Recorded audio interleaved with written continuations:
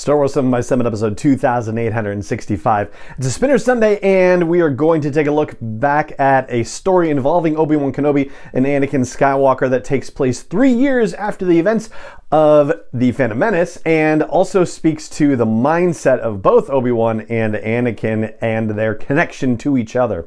Punch it.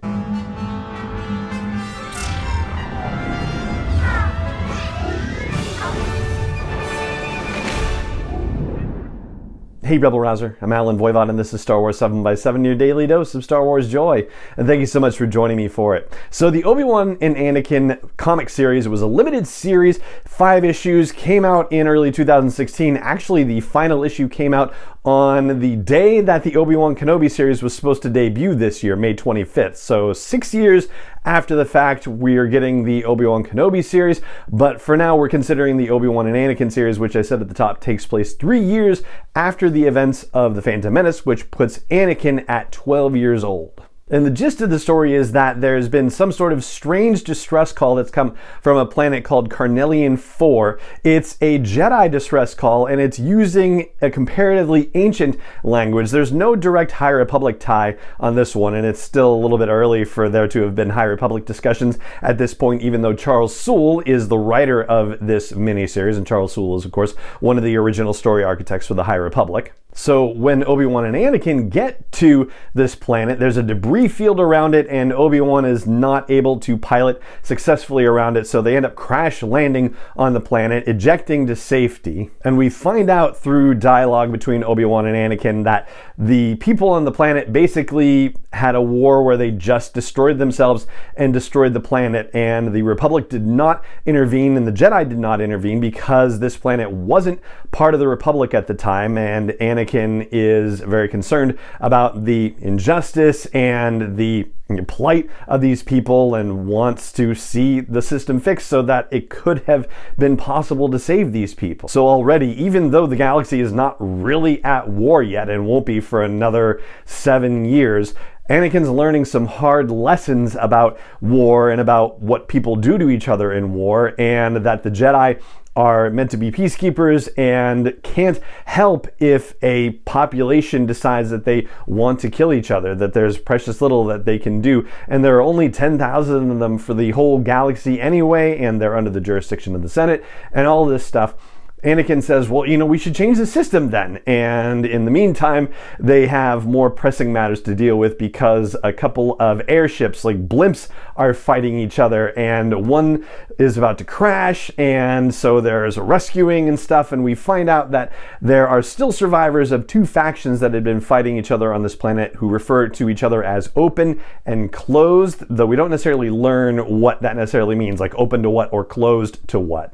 And they each want to kill each other, but when they find out that Obi-Wan and Anakin had followed some sort of distress call and are trying to find the source of it, suddenly the open and the closed, who absolutely hate each other's guts and were refusing to work together to try to survive, suddenly they're like, oh yeah, I guess we can work together if we really have to. And it turns out that the reason why that's the case, and by the way, we are in full spoiler territory, but this is 6 years ago, so I think we can do this. The reason why is that this person who is referred to as the scavenger by the open and the closed sends out little trinkets of what used to be in the world. Basically, the scavenger's keeping a museum of objects that go back to before the war when everything was destroyed. Occasionally releases them out via kites to capture the imaginations of young people, thinking that the old people, they're never going to be convinced to stop fighting, but maybe the young people can be convinced. So basically, the scavenger was hoping that the Jedi would come and kill all of the old people so that the scavenger could start anew with the young people, which kind of misses the point a little bit. But it turns out that there's some sort of story hollow board thing that the scavenger was looking at and seeing how powerful Force users were, but it had malfunctioned and been black and white for the longest time. And when Obi-Wan finally meets the scavenger, just thinks to ask, hey scavenger, what color was the lightsaber blade when it was still working? And the scavenger, she says, it was red. So now you can probably figure out exactly why the scavenger was thinking about just having a Jedi show up and kill people, because it wasn't really a Jedi, of course, it was a Sith.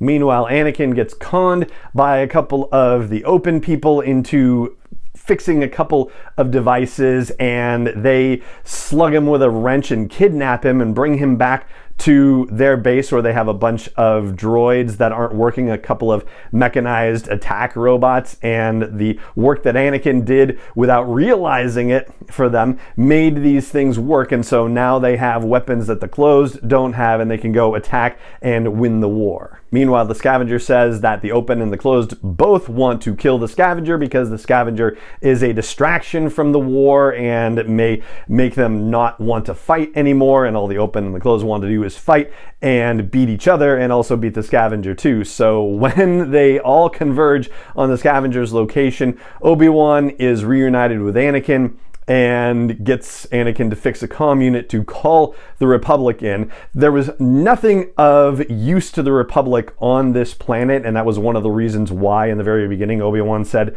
that the Republic wasn't necessarily going to go in and get involved in the fighting that had previously happened, in addition to the fact that they weren't members of the Republic in the first place. But Obi-Wan basically lies and says that there may be some sort of Tabana gas thing in the atmosphere, which then the Republic says, oh, we got to go there for that. And so they send a whole bunch of people and get the fighting to stop. That's Obi-Wan's way of doing it. But Obi-Wan does this because he wants to help Anakin change the system, see that the system can be changed, but there's a really important reason why he's doing that, and that has to do with the undercurrent story that's happening this whole time. Anakin has said that he wants to leave the Jedi Order. And I'm probably burying the lead, quite honestly, because that's really what this story is about. And it's about Obi-Wan showing Anakin that it's not just Obi-Wan Kenobi that can do good in the galaxy, but it's the fact that Obi-Wan is part of something bigger, something meaningful with the Jedi Order, that he is able to call in reinforcements from the Republic, and that they're stronger together, basically. And so that's the means by which Obi-Wan eventually convinces Anakin to stay a part of the Jedi Order. As far as why Anakin wants to leave, he says that he's just impatient. At least that's what Obi-Wan is saying. Obi-Wan is saying that part of the Jedi training is just patience and learning skills over time, and Anakin just doesn't have the capability of being patient and is frustrated and wants to leave. From Anakin's perspective, though, there's a really beautiful moment between Obi-Wan and Anakin when Anakin basically turns in his lightsaber and he says, yeah, Qui-Gon told me that training to be a Jedi was going to be a hard life, but I, as a 9-year-old, saw a magic man with a sword made of light and a spaceship. I was living on a world of dust. What was I going to do? Say no?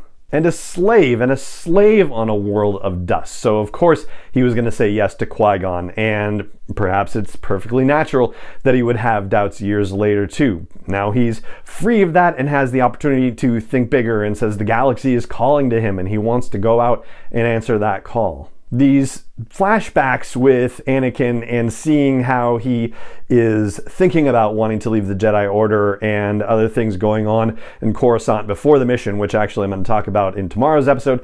These things are shown throughout the course of the story. We get these little flashback moments, and at the very end, one of the flashback moments has to do with Yoda and Obi-Wan having a conversation, and Yoda says if he wants to go, he can go. We're not jailers, but Obi-Wan, what are you going to do about your vow to Qui-Gon? Are you going to break it? And Obi-Wan says, well, I said I would train the boy, so if he leaves the Jedi Order, I'm still going to train him. And Yoda says, well, he can only be trained as a Jedi in the Jedi Order, so if he leaves, then you know what that means for you. And Obi-Wan says, yeah, that means I have to leave too. So it's not just Anakin's future in the Jedi Order that's at stake, it's Obi-Wan's future as well. So I suppose there's a case, an argument to be made that because Obi-Wan probably wanted to stay in the Jedi Order, that maybe he decided it was worth lying about the Tabana gas situation to the Republic to give a lesson to Anakin to say we're stronger together, and maybe that wasn't necessarily the perfect clean moral choice to make. Maybe he was a little compromised in that moment, you might say. And I think that really does add even more nuance to the relationship between Obi-Wan and Anakin. And I think that's something that's going to be in the back of my head as I consider the Obi-Wan Kenobi series when it debuts later this month. And that's what I've got for you today, and we're going to talk about Palpatine's involvement in this whole series tomorrow. But for now, that's going to do it for today's show. It just remains for me to say thank you so much for joining me for it as always, and may the Force be with you wherever in the world you may be.